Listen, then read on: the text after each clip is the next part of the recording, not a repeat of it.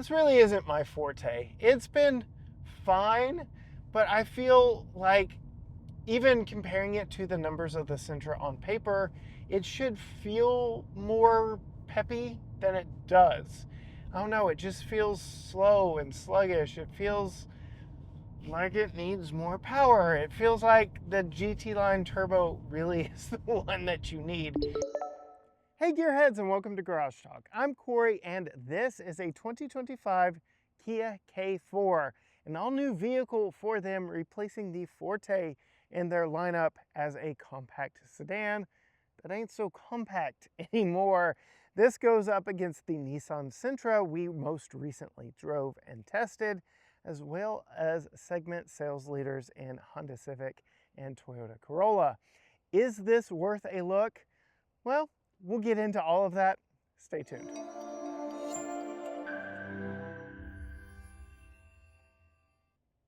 All right, Gearheads, before we get too far into this one, I do want to thank Kia for bringing me this Morning Haze EX model for a full week's worth of testing. They did fly me out to Austin, Texas to test the GT Line and the GT Line Turbo models, but this really is going to be their volume seller.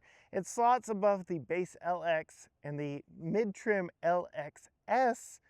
This will be the volume trim in the EX, just below the GT Line and the GT Line Turbo.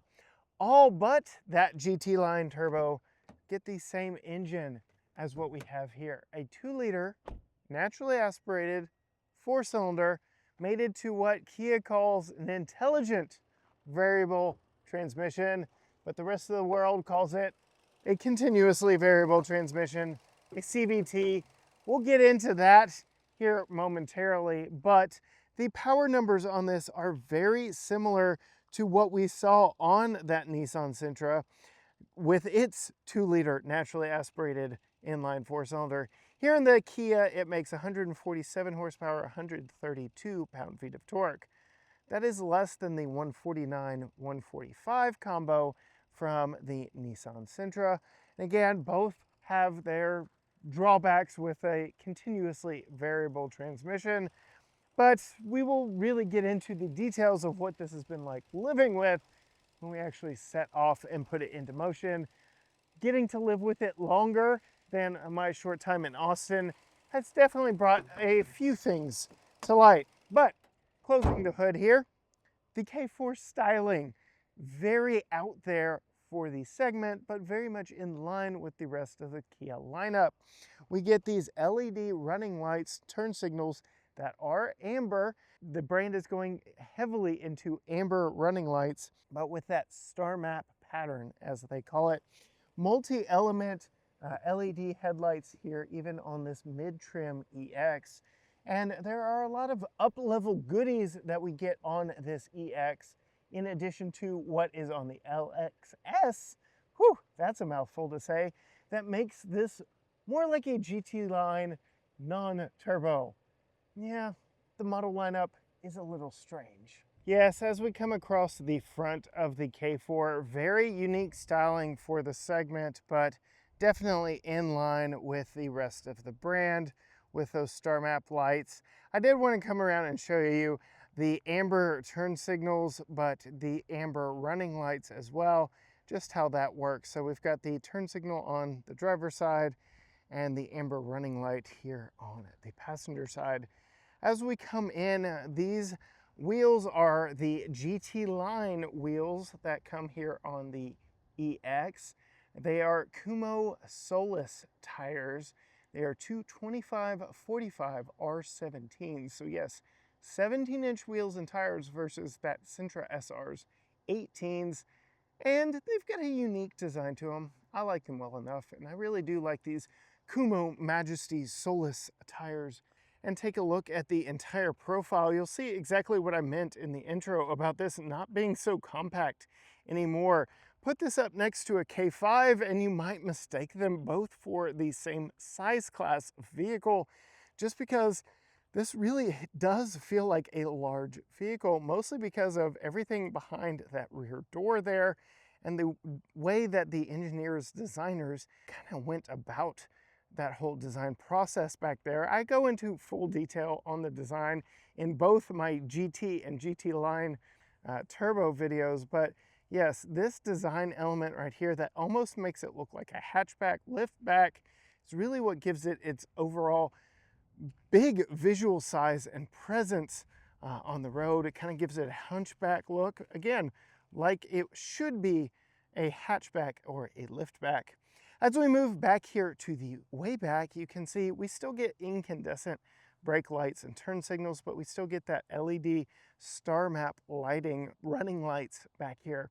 Unlike the Sentra SR with its chrome single exhaust tip, we have no visual exhaust tips back here. They are hidden behind that rear bumper.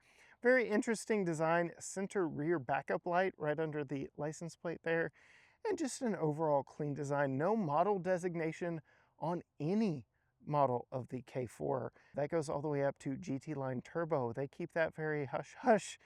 They don't really brag on what model you have on the exterior of the vehicle. Coming up to the trunk itself, we have this button right here under the word Kia that does electronically release the hatch and open the trunk lid up to a very large, very spacious, very rectangular trunk. So this has just a little bit more space than the Nissan Sentra did, but it is incredibly usable. It is very rectangular in nature, and you are welcomed by just tons of space back here. You can actually get quite a bit back here, and if you need more, you can actually fold those back seats down from these latches right here. The Sentra required you to go into the vehicle itself, in the cabin of the vehicle, to fold the seats down. So if you're loading the vehicle from back here, you can extend the space back here with those latches, but that does require you like leaning all the way into that very long trunk. You can see we've got Tucker's bike back here for size reference. We've got my backpack. We do have a little bit going on underneath the floor here in that we have a spare tire, a temporary spare tire, and all of our tools there underneath. But that is a very welcome addition for if you ever came across a flat tire. Really do like that. We don't have run flats or just say, here's a tire repair kit. Another thing that this has that the Sentra did not, I really like this, the addition of a plastic handle so that you can pull the trunk lid down without leaving fingerprints on the back or getting all that dirt and road grime on your fingers as you close that trunk. Before we climb in this one, I do want to show you the key. It is Kia's newest key, their detonator style key we first saw on the EV9, then the Telluride, now here on the K4. You can see we do have remote start, the detonator style lock button, and then unlock your trunk release and a panic button, all kept there. It is a proximity key, though they do give you a physical key if you need it, but you can just keep that in your pocket, your purse, wherever that may be, because we do have this active entry system where you push the button to lock and push it to unlock the doors. So that is only on the front two doors because the rear door handles are up in the side. We don't have the same style door handle back here. Interesting, I did notice that the GT line Turbo has passive entry, so no button. You can just grab the door handle and that unlocks it and get inside. I was very pleasantly surprised with the interior of this EX. It is a very nice premium cloth interior that does start here on the doors. So we have these cloth insets right here and very nice material usage. We get a nice soft padded armrest here. We get some storage down here in the door, and we get lots of our buttons and controls here, but physical buttons, which I really like. You can see express up down for the front two windows, and then not on the back windows. We have a window lockout here, and then a very octagonal D-pad for controlling our electronic adjustable mirrors. We do not have power adjustable seats here on the front seats of our EX. You do have to go up to the GT line for that. So we have fully manual seats, but as I mentioned, they are cloth seats, and it is a very nice premium cloth. Yeah, it's very soft and it just looks very nice. I feel like cloth has come a long way in my years of life, and this is a very premium cloth interior that I actually appreciate. We'll climb in now, close the door, and we'll put our foot on the brake and push the engine start button, which, much like the Sentra, is located on the center console here.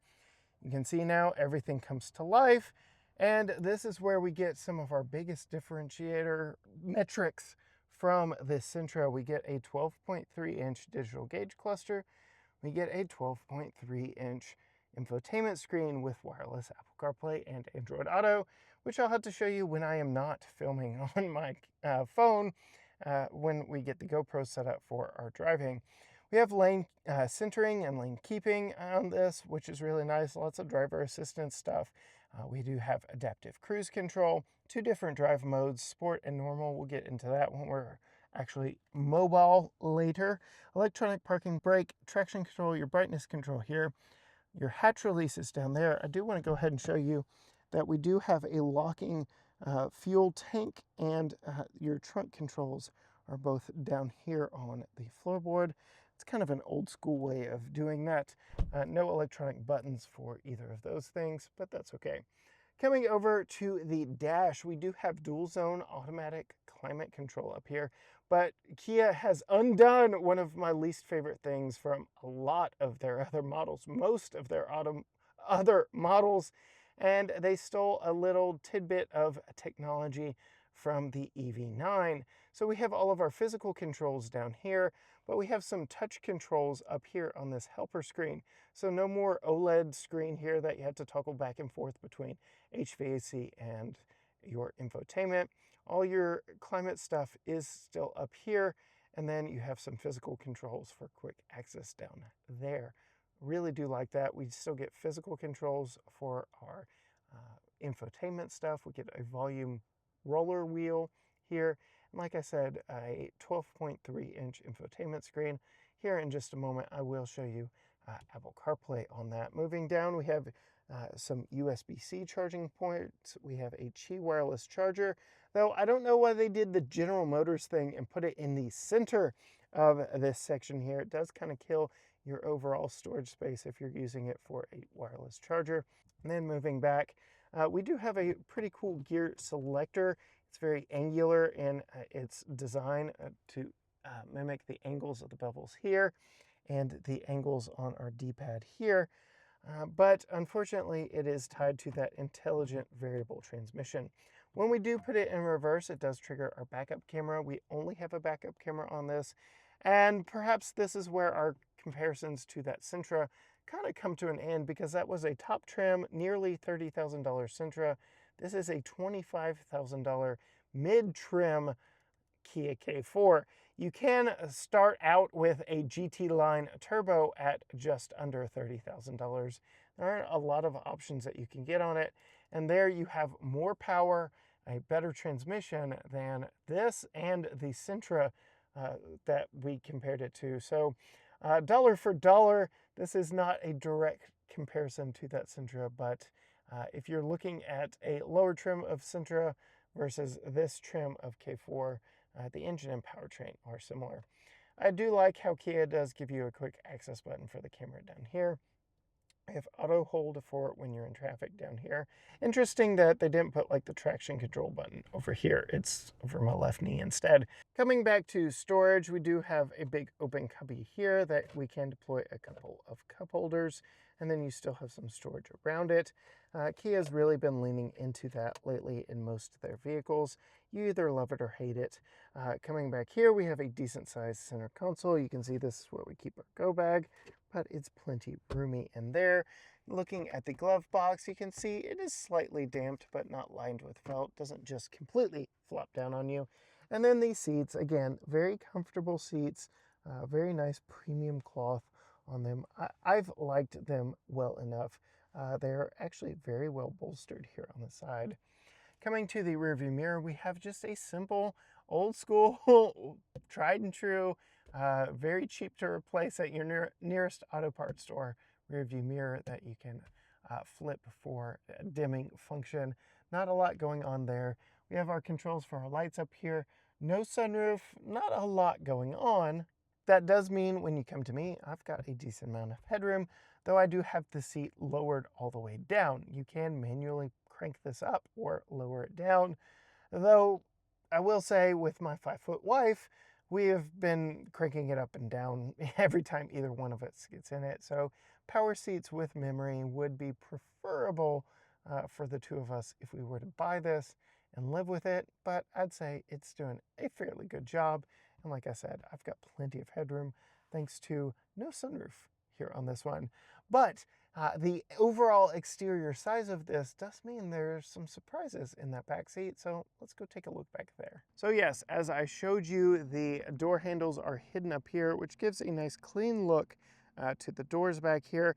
Very wide hips. I praised the Sentra for having very wide hips, and you can actually see these design lines, this bulging exterior portion actually in the rearview mirrors, just like I liked in that Sentra. Coming to the door handles though, when you open the doors, it is a bit interesting. So they do open up. Let's go ahead and open it all the way nice and wide, but we've got all that extra door right there that I feel like maybe could have been designed a little bit differently.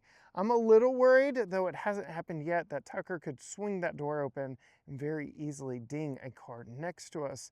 They open wide, but they also open wide. So, yeah, pros and cons. When we look inside, though, pretty good amount of space. I'll go ahead and climb in behind where I was just sitting. And yes, I am 5'10", plenty of room back here, very spacious back seat. Very comfortable space to be sure. The GT line turbo does get air vents back here, but all other trims do not. And we get power ports down there, a little bit of storage here. Large center tunnel here, though this is not offered as all-wheel drive. And then no storage on the back of this hard plastic seat here, but we do get a map net on the back of this seat here. We get storage in the doors big enough for a bottle and a little bit more storage up there in the grab handle. Coming to me, thankfully, the large bubble back design of this means I still have a decent amount of headroom, not a whole lot. So maybe an inch or so just directly over my head, but it's enough to be comfortable back here and I've got no complaints. The seat comfort is really good too. It's not too firm. It's got a nice recline to it. All around, I really like it. I just wish we had something like a fold-down armrest back here, which seems to be lacking. Well, we did have that in the Sentra.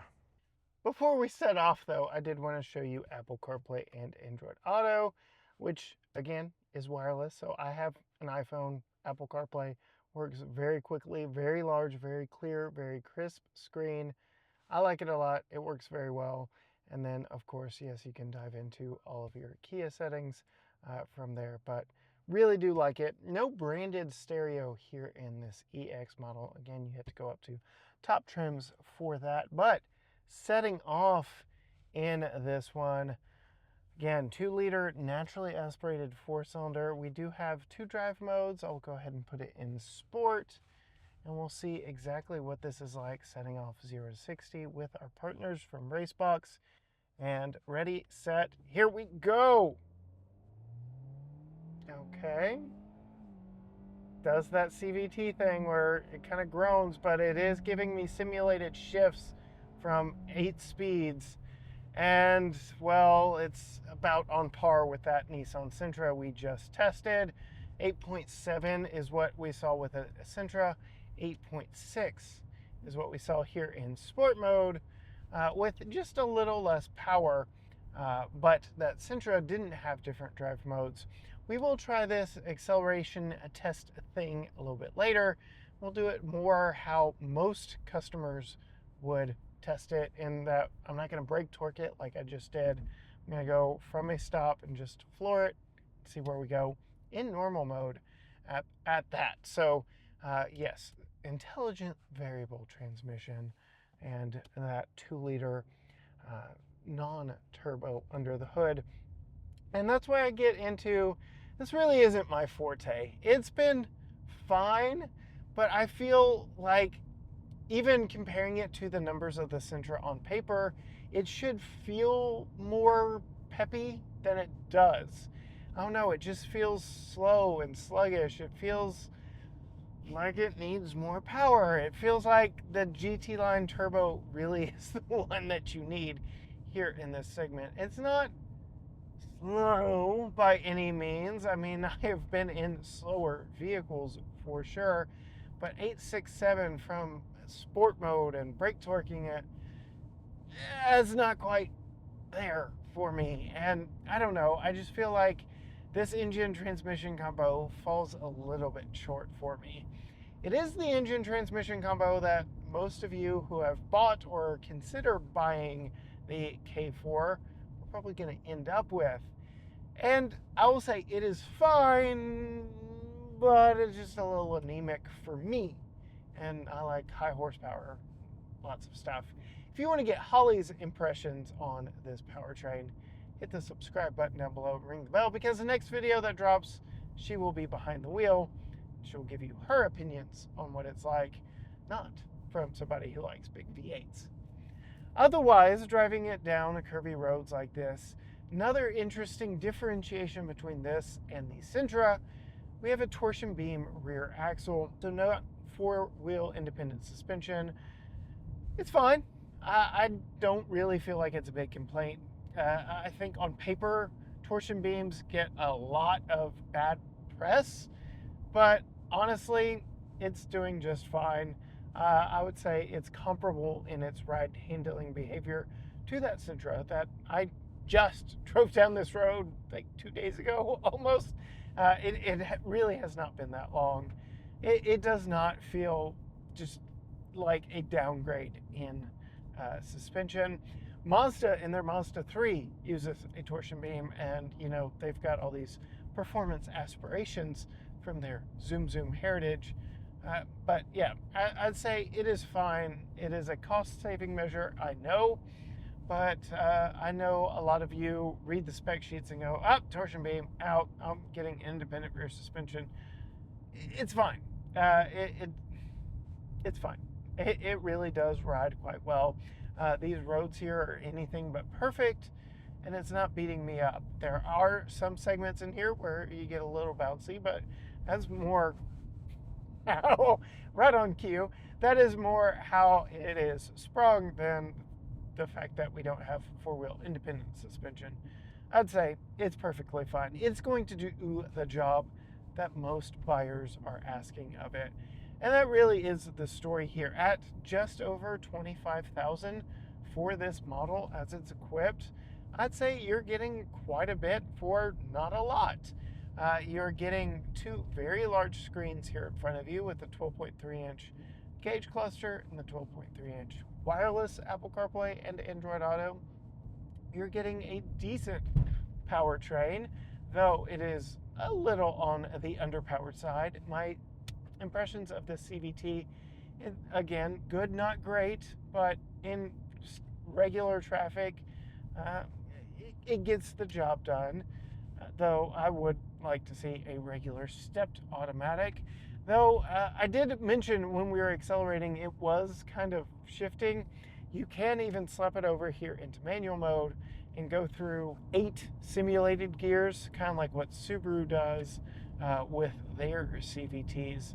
So it's there if you want it, but that means more work, and it's not why you're buying an automatic transmission. This one definitely isn't sporty in nature, so that really may come in handy more when going up and down grades and you've just confused it and you want to hold it in a particular gear, I guess. But yeah, otherwise, driving it around, suspension's adequate, engine power, low but adequate, infotainment, really good, dual zone climate, really good. The seats have been very comfortable. I really do like how bolstered they are. They hold me in very nicely. I really do like the cloth coverings on them. It is a very nice premium cloth seat that is a step up from what you get in the LS and LSX, LXS. Yeah, see, they've got a trim problem. But it is a step up from the lower two trims here in the K4. If you go up to GT line, you get their synthetic leather, if you will. But generally speaking, they are very nice and very comfortable. Not a zero gravity seat, but I've had no problems with them so far. We're getting over 30 mpg. Like, there is a lot to like here. Very roomy back seat, very roomy trunk. You're getting a lot for $25,000. And then you've got Kia's 10-year, 100,000-mile powertrain warranty. So even though the engine isn't the best in the power department, it's going to be covered for a long time.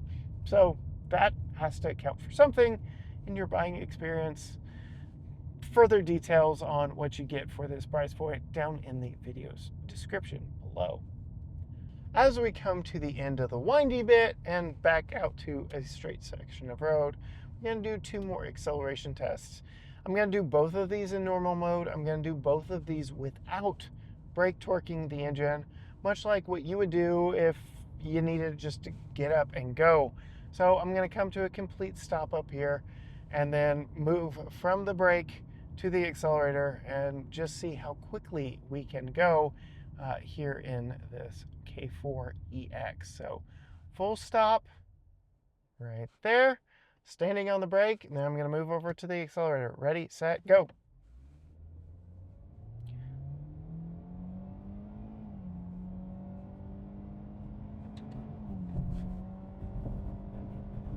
.93, so as expected, a little bit worse.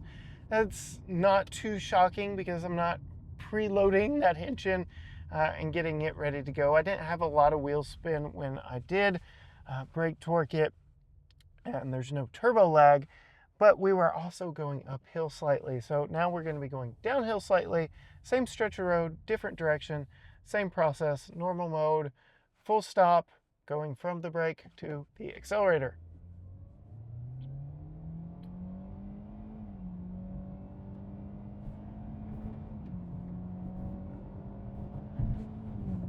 .873, so we never really bested that Nissan Sentra. The Nissan has a little bit more horsepower and torque, but proved to be in daily livability the quicker vehicle of the two.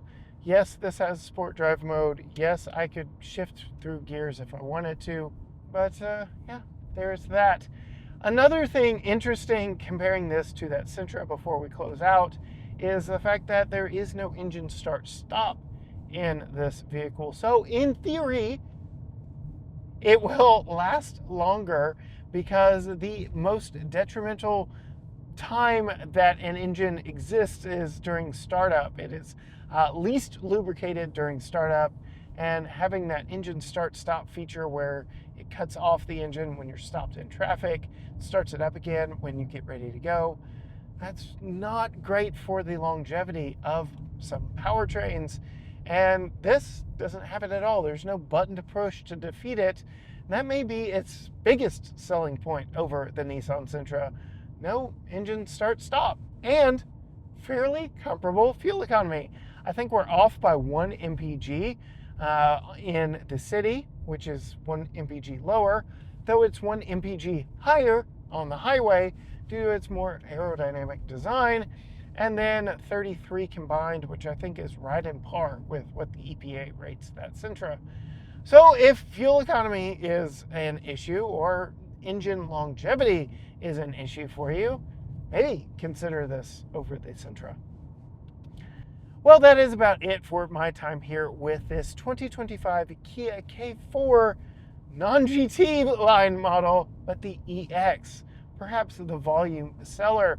If you want to see more on this vehicle from us, absolutely hit the subscribe button down below and ring the bell, because in the next video that drops, Holly will be up behind the wheel and give you her full thoughts and impressions. Tucker will be in the back seat. I'll even install his child safety seat, show you what that's like from a first-person point of view. But yeah, all that is coming up. You can also find us on all social media platforms: Facebook, Instagram, X, TikTok, Threads, YouTube, you name it. Everything is at GT Garage Talk, or you can go to gtgaragetalk.com. But as for me, from the volume seller of the K4 line in this 2025 Kia K4 EX. Till next time, Gearheads. Bye.